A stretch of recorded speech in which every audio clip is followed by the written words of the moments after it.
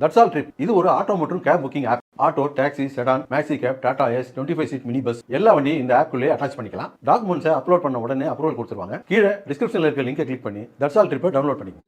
புதுச்சேரி தேர்தல் களத்தில் வெற்றி வாய்ப்பு பிரகாசமாக உள்ளதாக புதுச்சேரி முதலமைச்சர் ரங்கசாமி தெரிவித்துள்ளார்.